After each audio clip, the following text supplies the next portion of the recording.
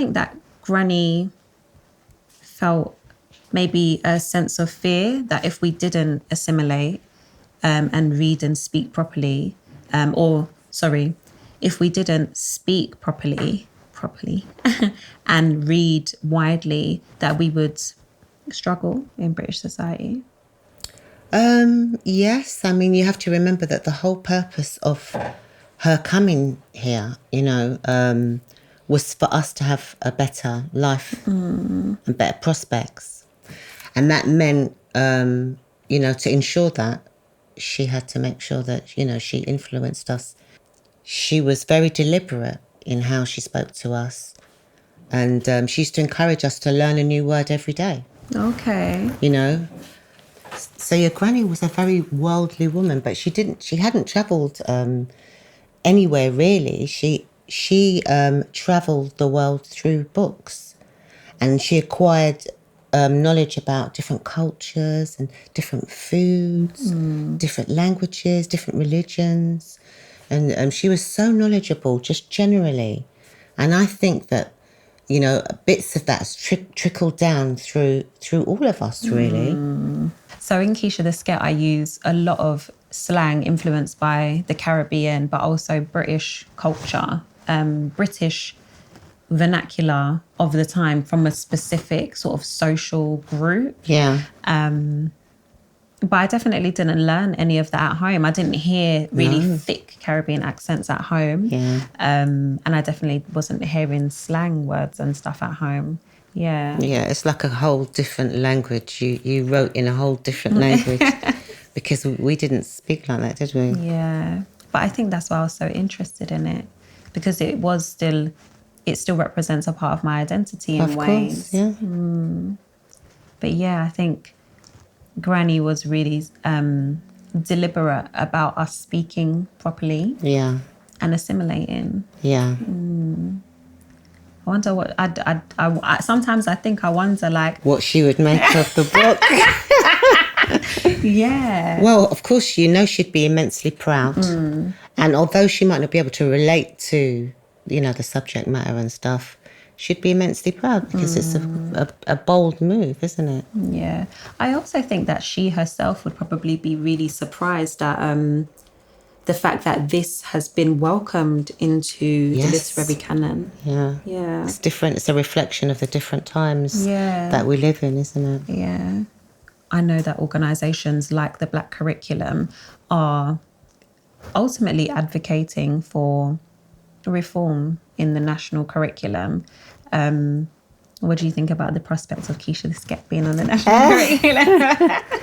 Oh, gosh. Well, I don't know what to say. I mean, I would imagine that there are lots of young women that are inspired by what you've done and how you've done it. And there'll be lots more coming up that will be able to be, read everywhere and included in the curriculum. And Yeah, because I remember reading To Kill a Mockingbird. Yeah. That was the text that we had to really focus on in my final year of school. And prior to that, it was Shakespeare. Yeah. And even though I feel like our teachers try to make it as interesting as possible and to try and show like these are stories of, real social issues being told. So in To Kill a Mockingbird, there is the theme of racism. But we just still didn't get it or understand it. It wasn't really relatable to our experience, was it? Because I think growing up, there was a lot of American experiences. And although it was interesting, of course, we couldn't relate to it.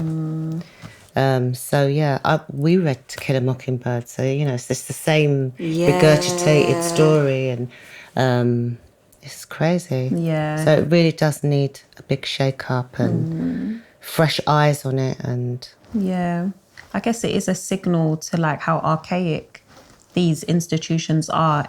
And also the English language is constantly evolving.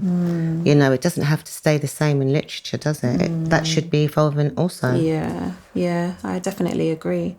And I think that just the opportunity to be published, to have what I was witnessing when I was a teenager published into text and as part of the literary canon, and to do that through a publisher like Murky Books as well, I think is also a signal to change or a call to action for an archaic institution like literature, to begin changing things. When I started secondary school and I started to gel with my friends and go to their homes, I saw a lot of differences between how I was raised and how they were raised. And people think that, you know, we're all quite similar, but actually we were very, very different. And Granny was very particular in how she wanted us to be raised. And she would ensure that we were well read, and that we didn't just focus on any one thing, that we had a broad understanding of different things and different cultures. It was really important to her. And you would have thought she travelled the world, but actually she travelled the world through books. And that's how she wanted us to be. Do you remember the first time that you were paid for a painting? Yes, I do. Yeah. Yeah. I had a bit of imposter syndrome, I'm not going to lie. I thought, oh gosh, you know. And sometimes, like, when I produce a piece of work, I think I like it, but no one else is going to like it. And then I'll do something and someone really likes it and I'm like not that keen on it. But what was it like for you? Because you just did it like completely off on a different scale. Yeah. I don't think that I had any conception of anyone having an opinion on what I was creating when I was creating it. Yeah, this is what I love about your generation. You just do it and nobody, you know, this not is me. bothered. Yeah. Yeah. And so when like 16, 17 years later, there was this opportunity to have it published and to, like earn from it, to monetize it. It was, I'd just never considered it ever in my life, you know. So I think it's amazing that people are able to capitalize. And I know in a similar way, your art is a depiction of us always. There's always that theme of us being within your art. And to think that people see a value in that they will spend money on it. I mean, of course they should, but I think it still feels like, wow, Yes. people see value Yeah. in depictions of us. Do you remember any stories, whether they were like bound in a book, or maybe that you saw elsewhere in different mediums, of like a Black British or a Windrush experience? No, not at all. But you're talking about what, growing up? Yeah. No. Okay. I'm hard pressed to think about a book where there were any, you know, characters of colour Yeah. when I was growing up. I mean, when I think about my children and your generation now, I think you're so lucky and you're so fortunate to see it everywhere. And I see it everywhere now. Didn't see it before. You said that you loved Small Island. What was it that you would say that you loved about Small Island? It's a relatable story. It's so close to Granny's experience and mine a bit, that, yeah, it's refreshing to see it, because I saw it, an adaptation, as well as read the book. And yeah, I totally loved it and I totally can relate to it. And what made you go down this, the road of writing Keisha da Sket, and in the way that you wrote it? So I think that in a similar way, it was being so enamored with the prospect of seeing yourself on the page, you know. So I remember my first books that depicted Black life and Black experience, and it wasn't as relatable as maybe Small Island was for you to be able to see yourself and Granny, because these books that I discovered were American. So it was an American experience, but the characters were Black. And I think I just wanted to recreate that, but with British characters, having British social experiences, but of course Black and young. And I think I was also making assumptions about what life is like as a young girl when she begins having sex and she begins being desirable. And I just think I was right into that on the page. And I think writing it came really naturally because of the way that we were sort of socialized, to be really well acquainted with books. I feel like people always say it, but Keisha da Sket was a piece of literature that was so revolutionary almost because it had so much slang in it. Yeah. And then the idea that has been, accepted as part of literature now. But really, there's so many words that come from that have their roots in Caribbean sort of slang words or colloquial terms, like sket, which is sketel, which is, do you know what I mean? Yeah, we used to use that word back in the day. It's been shortened to just sket now. We've always used words, a play on words, to communicate secretly. That's one of the origins of calypso. Okay. The slaves used to sing to each other in a way so that no one could understand what was being said. Yeah, we've always played with words and language. I recently did a writing course, and one of the extracts that we had to read was from a Trinidadian writer, and he talks about leaving Trinidad to pursue a scholarship, and he ends up working for the BBC. And I remember in the discussion that we had as a class, and I actually brought that forward. So this writer writes, this perfect sort of sophisticated English, and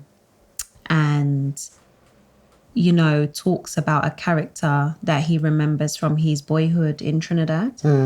And the way that he talks about this character, it makes a little reference and suggestion sort of to this, what we're speaking about, that properness. Yeah. And this character being a little bit different from that. And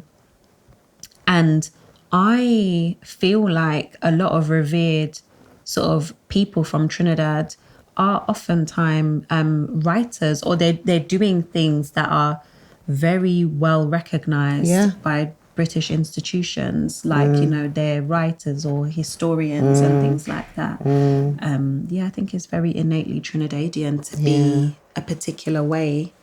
When you think about Black British storytelling, what do you think are the sort of most common themes that you see in Black British storytelling? Well, for me, it's always been around sex and crime and drugs.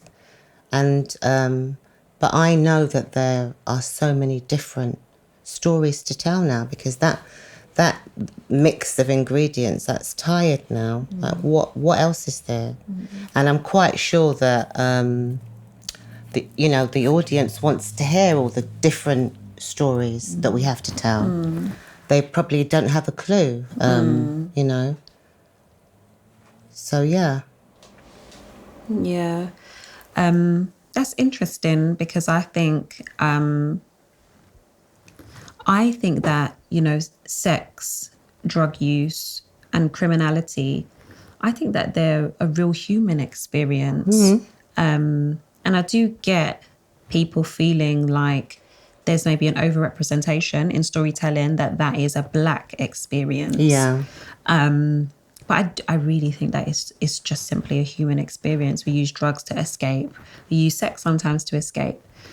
Crime is a means of survival. But I do think that with this sort of consciousness, because I think my generation is very conscious of that, like, what are the nuances in the stories that we would like to begin to tell? Yeah. And I think I see more and more us telling stories about love. I was going to say, like, what happened to love? About love and healing as well. I think that we're in a real sort of healing consciousness space as a generation as well. A lot of us are in therapy.